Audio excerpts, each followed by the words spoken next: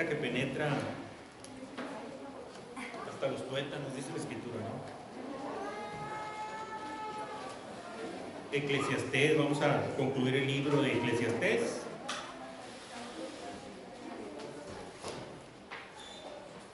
De donde se quedó pendiente fue a partir del capítulo 11, versículos 9 y 10, y del 12 en adelante.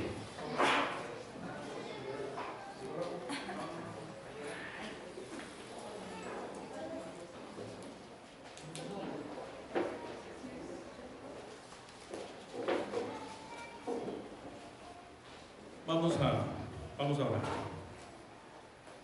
Señor y Padre nuestro, te damos gracias por tu amor, gracias por tu misericordia, Señor, porque estás al pendiente de todos los que te temen y guardan tus mandamientos, Padre. Bendice esta reunión, este culto para ti, que podamos llevarnos de este mensaje las enseñanzas de vida plena que tú tienes para con nosotros, Señor. Provoca, Padre, en nosotros el querer como el hacer para tu beneplácito, Padre. Muchas gracias en el nombre de Jesús. Amén. Pues continuando con la enseñanza, ¿sí?, de este libro Eclesiastés que concluimos el día de hoy.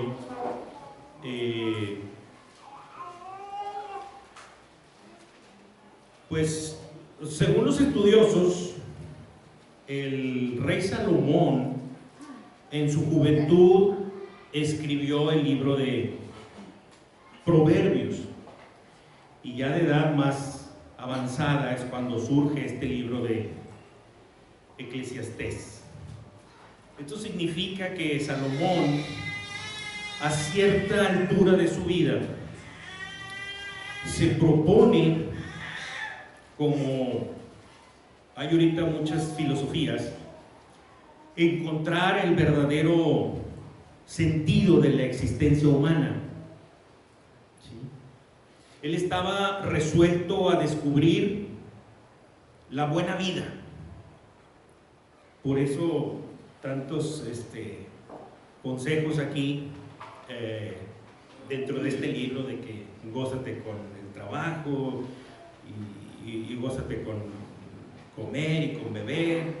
Él estaba dispuesto a querer encontrar ese sentido de la existencia humana, esa satisfacción duradera. Él estaba resuelto. Él tenía poder, él tenía riquezas, él tenía sabiduría. Entonces él dijo, bueno, pues si hay una persona que puede encontrar la satisfacción duradera teniendo poder, teniendo riquezas, teniendo sabiduría, pues ese soy yo, dijo Salomón. Pero también se había puesto una condición. La condición era que él iba a hacerlo por sí mismo. ¿Sí? Él pensaba que con su propio intelecto, con su poder y con sus riquezas, iba a descubrir cómo realizarse en la vida sin tomar en cuenta la revelación divina. Y ese fue su gran error. Él iba a explorar la vida de una manera sin la ayuda de Dios. Iba a buscar lo mejor de la vida debajo del sol, sin tomar en cuenta las revelaciones las revelaciones divinas que había recibido para escribir el libro de Proverbios. ¿Sí? Y ese fue su gran error. Pero Dios es bueno, y en Dios hay esperanza. Dios lo confronta en todo lo que hizo, para que en sus últimos días, en arrepentimiento, él pudiera darse cuenta, como lo vamos a ver al concluir el libro, que no se puede vivir en esta tierra alejados de Dios, porque escrito está: alejados de mí, nada podéis hacer. ¿Sí? Vamos a poner aquí en la pantalla el capítulo 12, y ahí nos vamos a ir guiando en las enseñanzas de este libro. El mensaje se titula Lo mejor de la vida debajo del sol. Y comenzamos con el capítulo 11, versículo 9. Este es el 12, pero nos quedamos en el 11, 9. Vamos a ver el 9 y el 10, ¿sí? Del capítulo 11. Dice: alégrate, joven, en tu juventud, y tome placer tu corazón en los días de tu adolescencia, y anda en los caminos de tu corazón y en la vista de tus ojos, pero sabe que sobre todas estas cosas te juzgará Dios.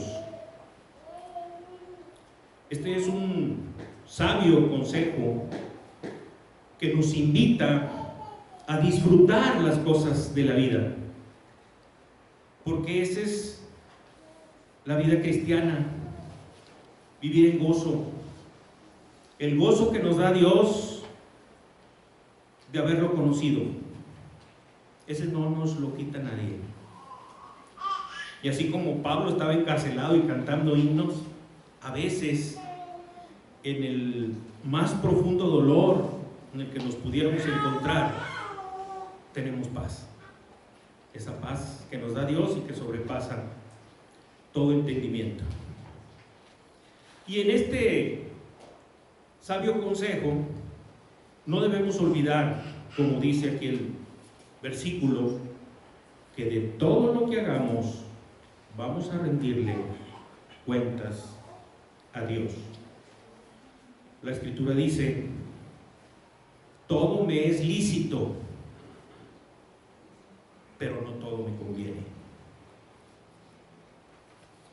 Todo me es lícito, pero no todo me edifica. Nosotros, como lo veíamos ahorita en el estudio de la mañana, tenemos el Espíritu Santo, que es nuestro guía. Nos decía Carlos, el Espíritu Santo es el que te guía, es el que te lleva, es el que te revela ese pecado que tienes. ¿Sí? Y podemos estar aquí gozosos y riéndonos y festejando a Dios ahora que se acerca la celebración de el cumplimiento de su obra en la cruz. Pero puede haber ahí, pues, algunos pecados que podemos tener pensando que son ocultos. Pero aquí dice que no hay nada encubierto que no haya de descubrirse, ni oculto que no haya de saberse. Así que si tenemos algún pecado, no debemos olvidar que vamos a rendir cuentas. Alejémonos de ese pecado, porque horrenda cosa es caer en las manos del Dios vivo para experimentar su justicia. Sí es cierto, hay gracia. Sí es cierto, hay misericordia. Pero la gracia se acabó cuando Dios cerró la puerta del arca. La misericordia se acabó cuando le sacaron los ojos a Sansón y se lo llevaron de esclavo. Ahorita, hermano, estamos viviendo esta etapa de gracia y debemos ser reflexivos en cuanto a nuestro andar cristiano. Después que el predicador anduvo buscando por todos lados esa vida plena, le llega la revelación divina en su arrepentimiento y escribe estos versos: gózate de la vida, pero vas a rendir cuentas. Sé feliz, trata de ser feliz, pero no te olvides del Señor, a quien nos debemos. Sí. Por eso también les dice: quita pues de tu corazón el enojo y aparta tu carne del mal, porque la adolescencia y la juventud son vanidad. Enfoquémonos, hermanos, en vivir una vida en abundancia, en comunión con Él, en comunión con su cuerpo, que es esta iglesia local, amándonos y respetándonos, hermanos, unos a otros, sin juicio, compartiendo entre nosotros y con las demás iglesias que forman el cuerpo de Cristo, compartiendo sus luchas en nuestras oraciones, compartiendo sus victorias con nuestras acciones de gracias, riendo con ellos, llorando con ellos. Así fortalecemos el cuerpo de Cristo. Yo quisiera decirles: sean imitadores de mí como yo lo soy de Cristo. Pero solo les puedo decir: hagan todo lo que yo les diga, pero no hagan lo que yo hago. Había un hermano que fue dejando esos pecados ocultos que tenía. Me preguntaron: ¿cómo fue eso? Dijo: Dios me habló a través de mi hijo, un chamaquito de 5 años, que un día me dijo: cuando yo sea grande, quiero ser como tú. Ahí fue donde dijo: me llené de vergüenza. Y con la ayuda de Dios pude dejar la doble vida que estaba llevando. No nos engañemos, hermano. El Señor todo lo sabe. Es mejor que le pidas que te ayude a dejar esos malos hábitos, a que luego te tengas que enfrentar a una disciplina todavía un poco más fuerte. Decía un pastor: yo con una cachetadita tengo. En fin, esta Biblia comentada de Jim Getz, que habla de principios para vivirla, que trae el QR, nos dice que como iglesia local debemos alentarnos unos a otros a servir a Dios desde cualquier edad, ya seamos viejos, ya sean jóvenes, ¿sí? Y con encargos pues adecuados a nuestra propia edad. Y comenzamos este capítulo 12 con el versículo 1. Acuérdate de tu Creador en los días de tu juventud, antes que vengan los días malos y lleguen los años de los cuales digas, no tengo en ellos contentamiento. Ya el predicador de edad avanzada había hecho su esfuerzo por encontrar la vida plena sin la ayuda de Dios.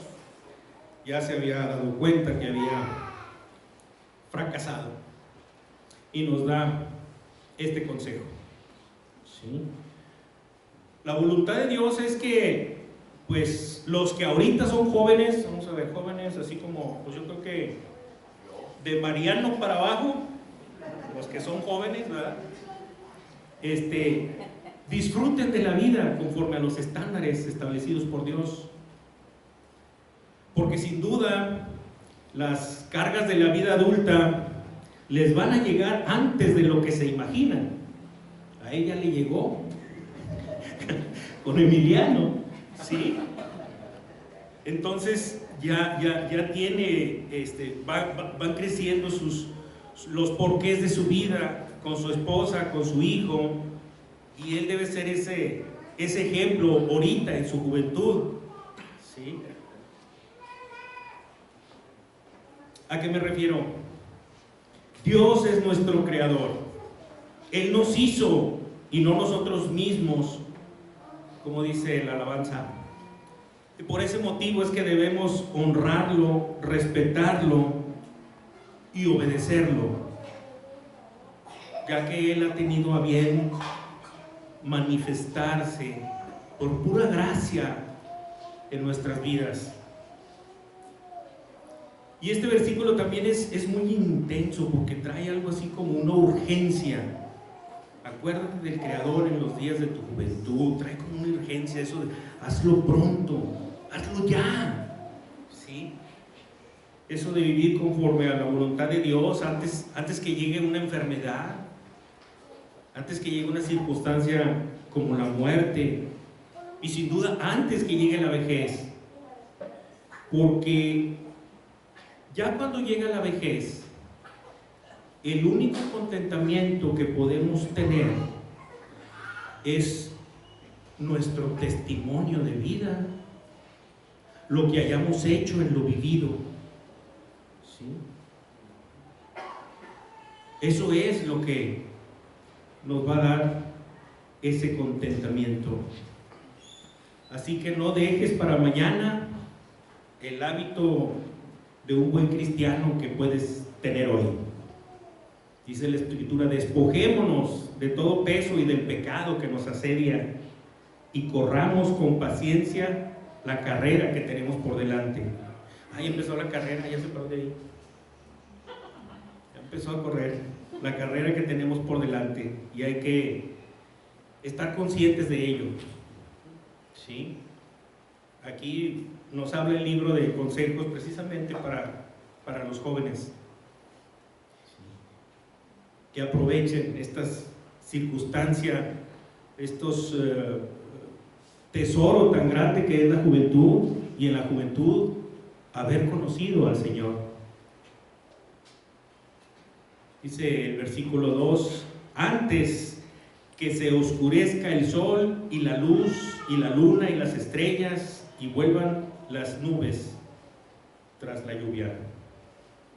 Bueno, pues sin duda la vejez es la época en la que se nos opacan las luces en nuestra vida, tanto física como emocionalmente. Ya cuando está uno de cierta edad, a veces puede aparecer la depresión, a veces puede aparecer la tristeza, a veces nos puede hacer daño la soledad. Es por eso que en nuestra juventud, es por eso que en la juventud hay que acordarse del Creador, ¿sí? Porque es precisamente cuando en nuestra juventud tenemos el sol de las oportunidades, el brillo del camino claro que nos dice la Escritura, ¿sí? pero todo esto viviendo en los estándares del Señor.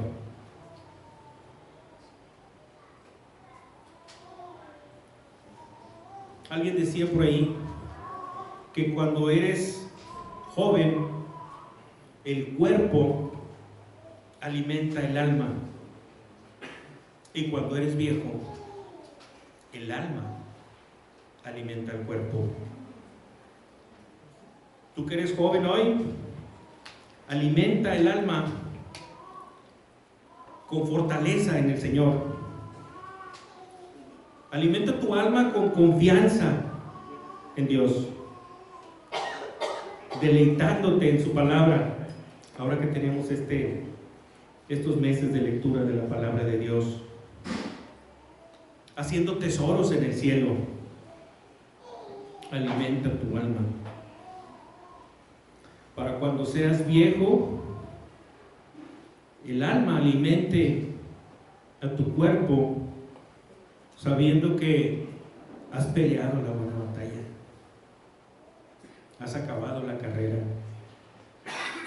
has guardado la fe, y te estará reservada esa corona de justicia que te dará el Señor en aquel día. Y no solo a ti, sino a todos los que aman su venida. Todavía hay esperanza. Todavía el trono de la gracia está ahí para que te acerques, te pongas a cuentas y recibas la ayuda en tu oportuno socorro y necesidad que pudieras tener.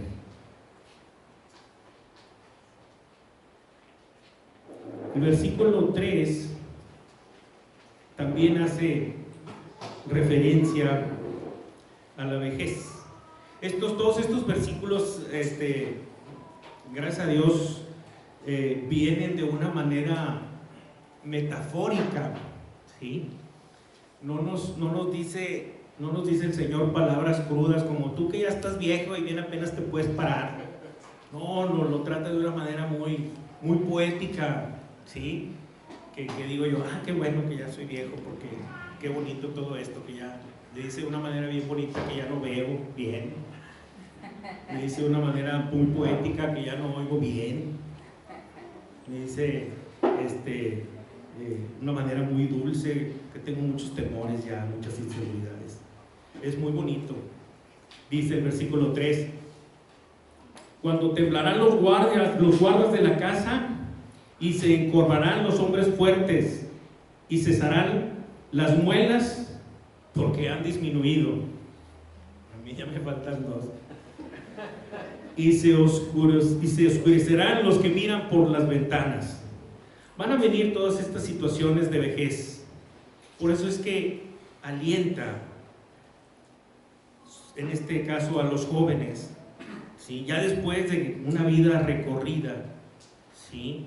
Ya después de haber reflexionado sobre el estar alejado del Señor, buscando la vida plena en cosas efímeras, ¿sí? Ya estando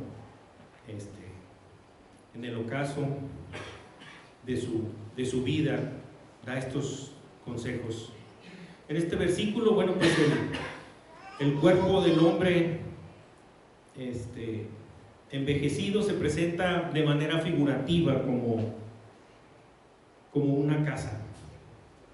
Los guardas de la casa vienen a ser los brazos y las manos, antes fuertes y hábiles, y ahora frágiles y temblorosos.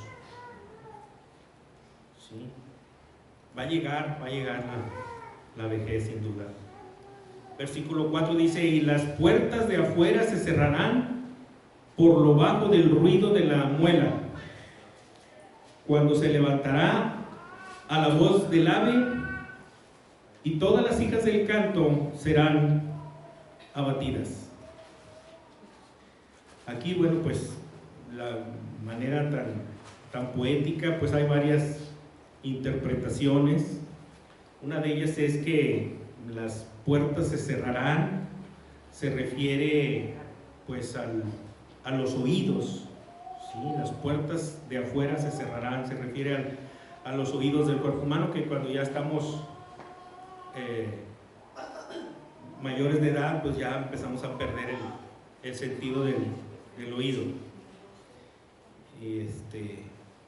Y el ruido de la muela, pues aquí algunos dicen que se refiere no precisamente a una pieza dental, sino a un molino, ¿sí?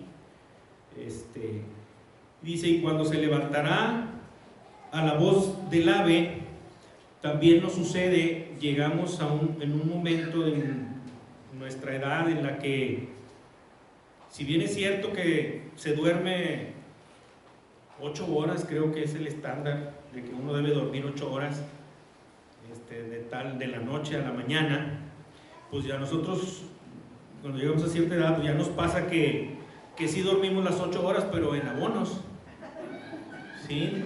De repente estás leyendo el periódico y te duermes, ¿sí? Media hora, 1 hora, y luego te levantas, empiezas a hacer cosas y te duermes. Mi mamá se levantaba, creo que a las 2 o 3 de la mañana, se le iba el sueño, ¿sí? Y sacaba sus santitos y se ponía ahí a rezar, y terminaba, y a las 5 o 6 de la mañana ya le daba sueño otra vez, ¿sí? Entonces este versículo a esto se refiere. Te levantas temprano, pero pues y luego ahí al rato te andas durmiendo otra vez. Dice, y todas las hijas del canto serán abatidas. Aquí los estudiosos dicen, bueno, que se trata de nuestras cuerdas vocales, ¿sí? Que llega un momento en que pues la voz se nos hace ronca, nos hace despacio, ya no podemos a veces cantar así como canta Fanny,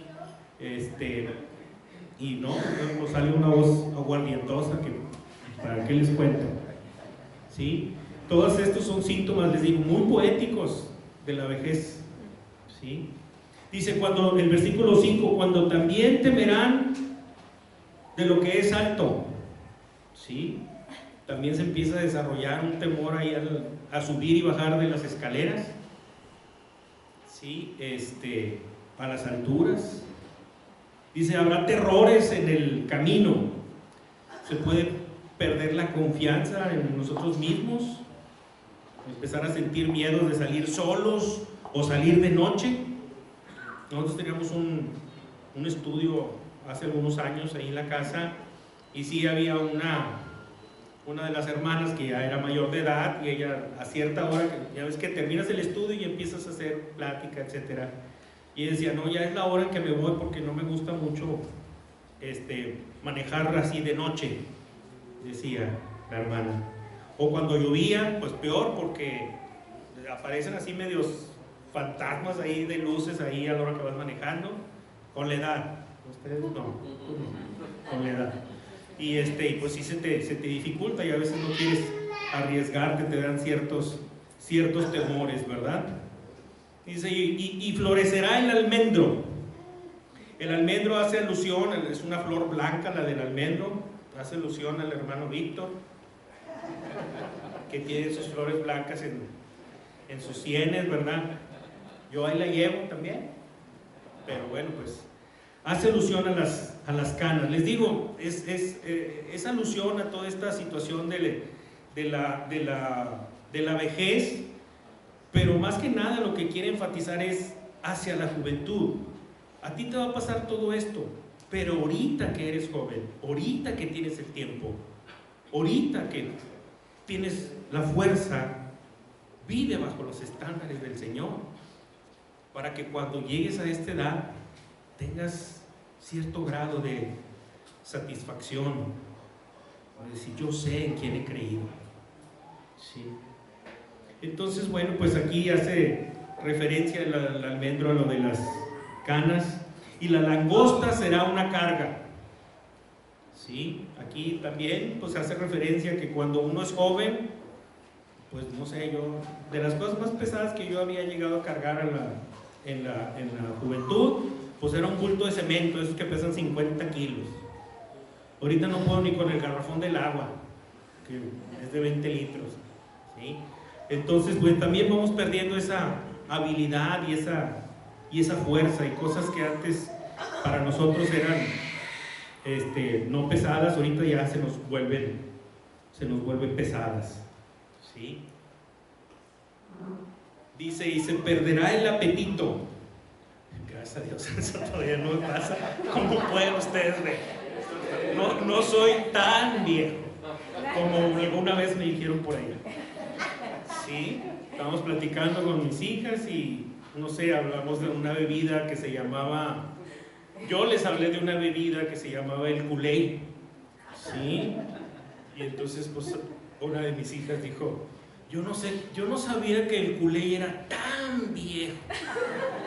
Entonces, pues, bueno, pues, ¿qué le hacemos, verdad? Entonces, pero bueno, gracias a Dios, pues no he perdido el apetito. Pero a veces eso pasa, ¿no?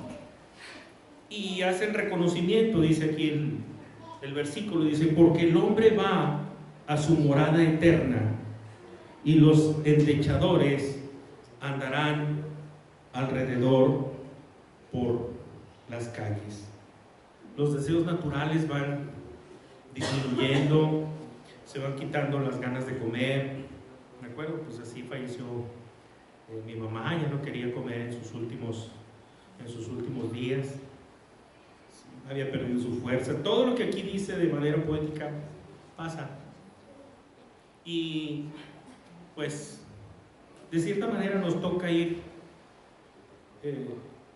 viviéndolo. Vívalo con alegría, vivámoslo con alegría cuando ese momento llegue, con la satisfacción de que todo lo que hagamos, lo hagamos para la gloria del Señor. ¿Sí?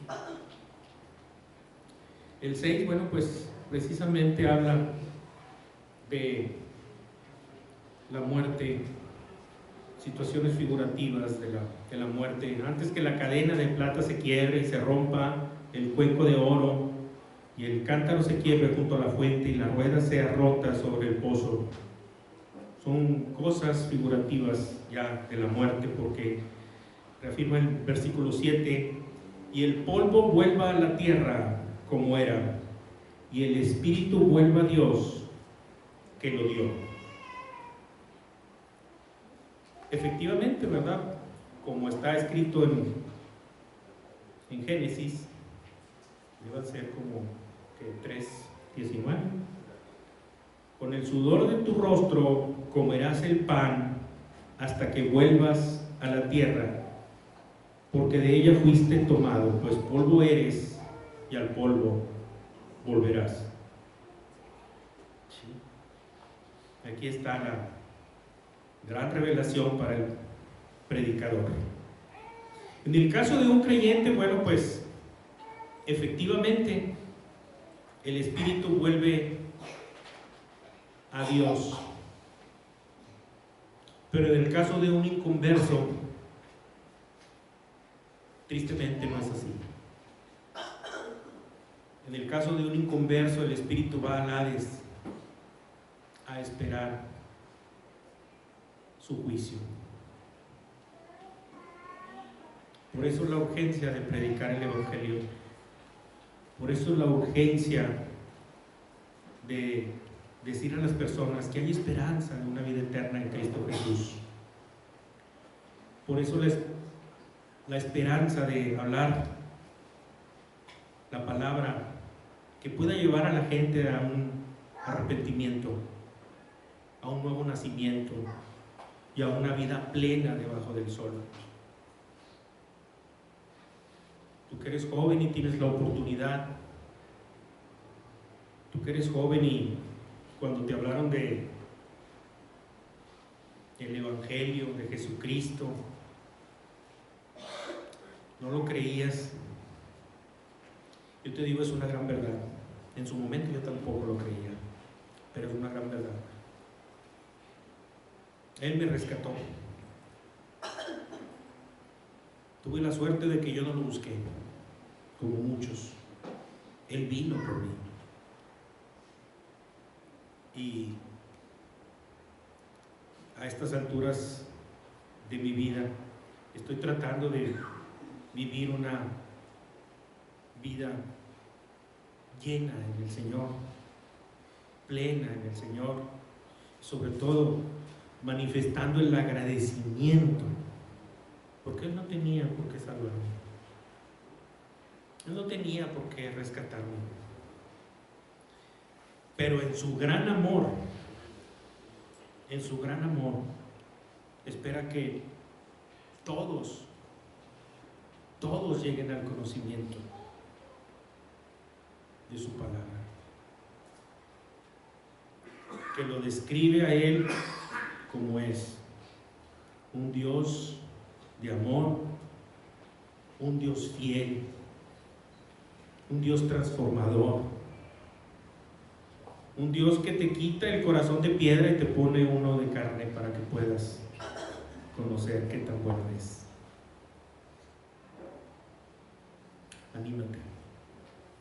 Anímate, deja el pecado y vuélvete al Señor. En el nombre de Jesús te lo pido. Y en el versículo 8, cuando habla ya de que ya el anciano, como se dice por ahí, entregó el equipo, colgó los tenis, nos dice: vanidad de vanidades, dijo el predicador, todo es vanidad. La juventud es efímera, es un soplo, ¿sí? El tiempo en nuestras vidas pues es semejante a la vanidad, dice la Escritura. El hombre es semejante a la vanidad, sus días son como la sombra que pasa. Por eso esa urgencia que nos decía el predicador: vive, goza, pero vas a rendir cuentas. Vive bajo los estándares de Dios para que puedas comunicar su gran verdad a otras personas que necesitan escucharla. Así como Andrés, cuando encontró al Señor, dice la Escritura que corrió con su hermano Pedro y le dijo: Pedro, hemos hallado al Mesías. Fue y lo compartió. Así nosotros debemos compartir que hemos hallado al Mesías. Por eso hay que aprovechar estos días. Dice la Escritura: he aquí diste a mis días término corto, y mi edad es como nada delante de ti. Ciertamente es completa vanidad todo hombre que vive. Transformemos esos momentos de vida efímera en momentos de vida eterna, viviendo bajo los estándares de Dios y proclamando a los demás su palabra. Dice el versículo 9: cuanto más sabio fue el predicador, tanto más enseñó sabiduría al pueblo, e hizo escuchar, e hizo escudriñar, y compuso muchos proverbios. Procuró el predicador hallar palabras agradables y escribir rectamente palabras de verdad. Aquí en la lectura de su vida, Salomón se dio cuenta que lo realmente hermoso que él había podido haber hecho fue allá en su juventud, cuando por revelación divina escribió los proverbios que son vida. Escribió los proverbios que te enseñan la manera de vivir bajo los estándares de Dios. y te dan esa libertad para vivirla en agradecimiento a quien entregó su vida por ti. Y lo hizo con palabras agradables, pero ciertamente también rectas y llenas de verdad. Estas palabras, dice la Escritura en el versículo 11, son como aguijones, como clavos hincados. Son las que de los maestros de las sinagogas dadas, son las que de los maestros de la sinagoga, de los maestros de las congregaciones dadas por un pastor. Estas palabras del predicador, tanto de los proverbios como aquí en Eclesiastés, estimulan la mente y favorecen al crecimiento intelectual y espiritual. Fortalece nuestras convicciones para no dejarnos llevar por cualquier viento de doctrina, como dice la Escritura. ¿Sí? El escudriñarlas, como lo menciona, el que sean rectas y de verdad, pues hace que se fortalezcan nuestras convicciones en el Señor. Hace que nos aferremos a esa roca que es Jesucristo y que podamos tener el discernimiento para poder diferenciar la buena levadura de la mala levadura, como decía nuestro Señor Jesucristo. Cuídense de la levadura de los fariseos. Y bien, pues ahora en su momento tierno, versículo 12, nos habla Salomón, dice: ahora, hijo mío, a más de esto se ha amonestado. No hay fin de hacer muchos libros, y el mucho estudio es fatiga de la carne. Si bien es cierto, este tema de Eclesiastés pues no estaba totalmente ya terminado ni concluido. Había muchas cosas más por decir.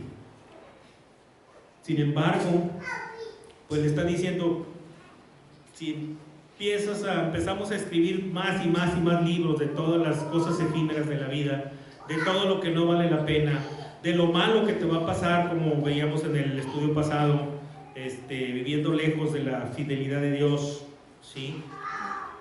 Todo eso pues es fatiga. Toma esto que te estoy ahorita diciendo, ¿sí? Y empieza a concluir ya este libro de Eclesiastés en el versículo 13. Después de haber incursionado y habiéndose dado cuenta de todo lo efímero que son las cosas cuando por medio de ellas se trata de alcanzar la plenitud de la vida.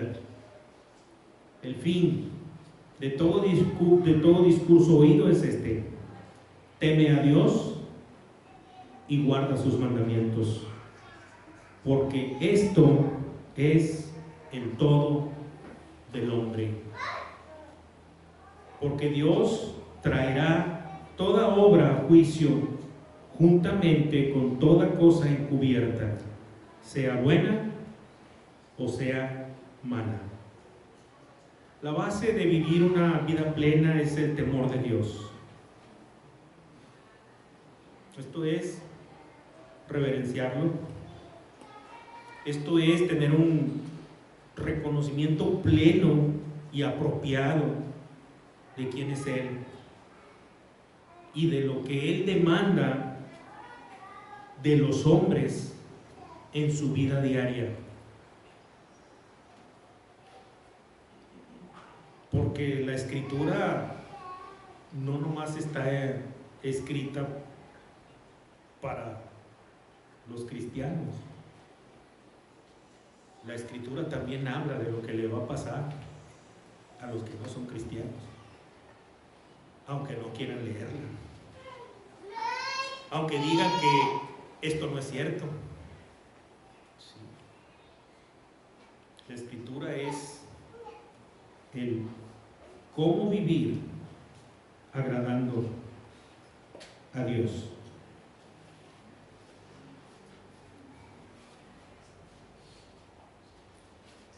Con relación, pues ya para ir terminando, con relación al temor de Dios, hay muchos versículos en la Biblia.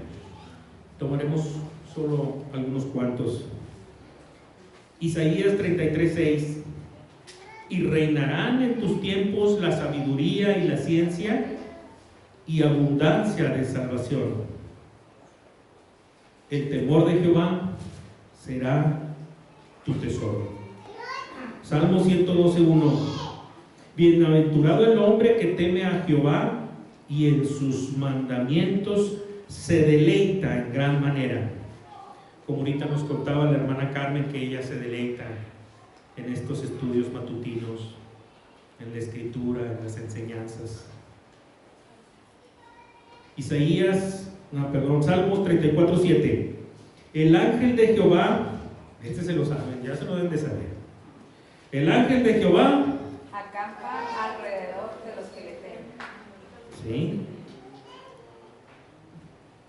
Proverbios 14:26 y 27: en el temor de Jehová está la fuerte confianza, y esperanza tendrán sus hijos. El temor de Jehová es manantial de vida para apartarse de los lazos de la muerte. Vamos terminando. Este libro de Eclesiastés resulta muy práctico y de mucho provecho. Como si ya Salomón, arrepentido de sus pecados, resuelve enseñar a los transgresores los caminos de Dios. El error fundamental de los hombres, tanto de aquella época como los hombres de hoy, en nuestros días, tristemente es la naturaleza caída de querer ser como Dios. El engaño de Satanás de querer hallar la felicidad en cosas efímeras como el placer de los sentidos, el poder de las riquezas. No se olviden que él dijo: todos estos reinos te daré si postrado me adoras. Es un grave error pensar estas cosas. Nuestra felicidad eterna no puede estar en cosas efímeras, porque es en Cristo donde realmente encontramos el sentido de la vida.